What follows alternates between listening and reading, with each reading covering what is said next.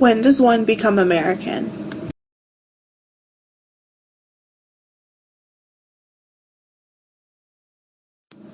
At birth?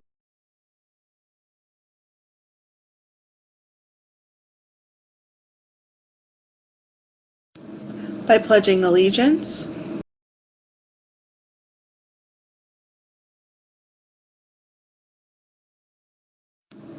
By making your voice heard?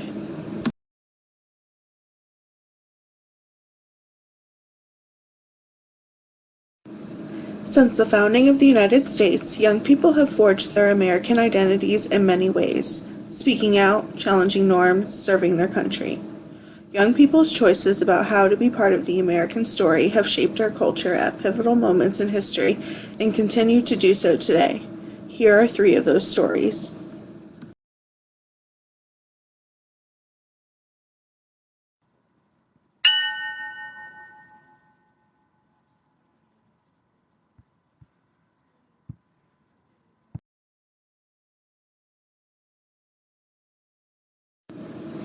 Jerry Pulaw's American moment came during World War II. As a Native American teenager growing up on a Kiowa reservation on the Oklahoma plains, Jerry had not been a part of mainstream American society. He wore traditional Native clothing and learned how to hunt with a bow and arrow at a young age.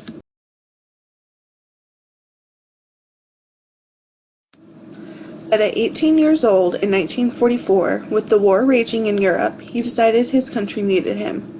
He and his father, renowned photographer Horace Pulaw, both enlisted in the U.S. Navy. The culture shock was immediate. Jerry had to give up his long hair for a military buzz cut and adjust to wearing a uniform. But he drew on his native culture, which prized outdoorsmanship and teamwork, to be a better soldier.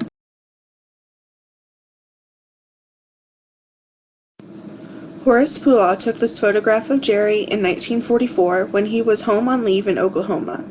It's part of a special exhibition on Pulaw's work at the National Museum of the American Indian. The image conveys a remarkable blending of identities. The headdress tells us Jerry is strongly rooted in Kiowa culture, and the Navy uniform tells us that he sees himself as American. The year tells us this is a moment when Native Americans are serving their country in a historic way. Some 44,000 Native Americans served in the military during World War II. Jerry Pulaw was proud to be one of them.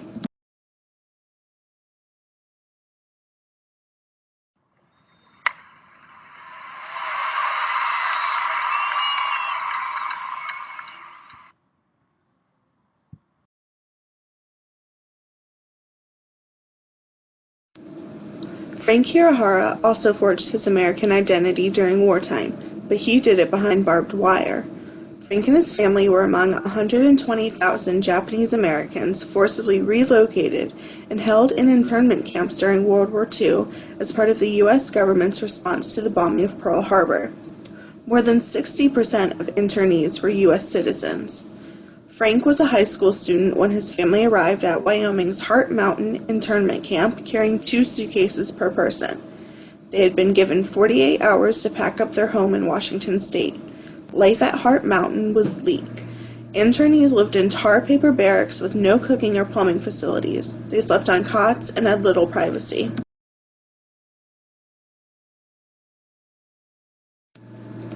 But there was one activity that provided the camp's youth with unremitting joy: baseball. Under the watch of armed guards, Frank and his fellow students formed competitive baseball teams and played daily. This was a deliberate act. By taking up a beloved American pastime, Japanese American youth sent a message to the U.S. government that they belonged here, even as the government treated them as outcasts. Wearing a baseball jersey, one internee said, was as good as wearing the American flag.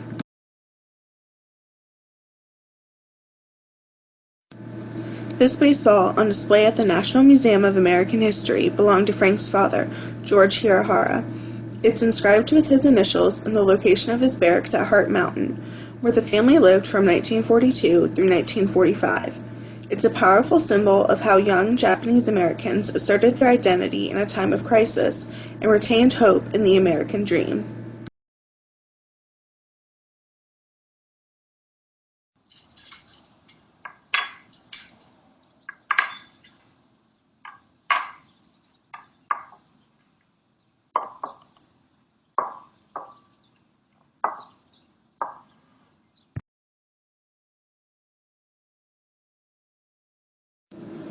The Greensboro Four formed their American identities in response to widespread discrimination in Jim Crow, North Carolina.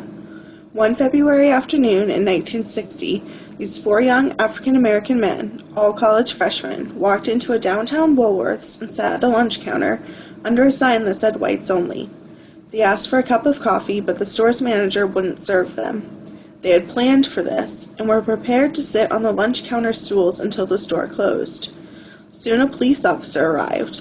He paced behind the four students, repeatedly slapping a baton into his open hand, hoping the menacing thwack would scare the young men into leaving.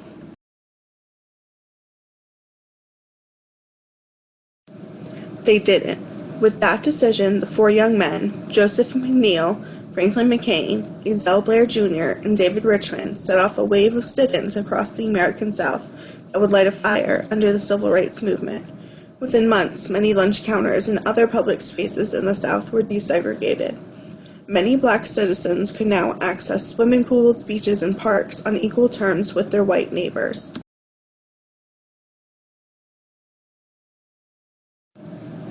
These two stools from the Woolworth lunch counter now reside in the National Museum of African American History and Culture. The stools represent an unusually brave demonstration of free speech that changed the course of history. For the Greensboro Four, being American meant righting a wrong. That legacy is felt today in the thousands of political demonstrations American youth participate in each year. It's just another part of being American.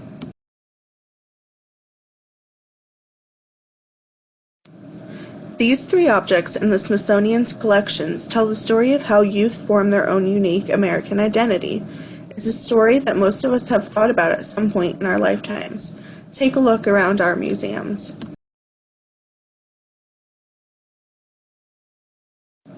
Which objects tell the story of your American identity?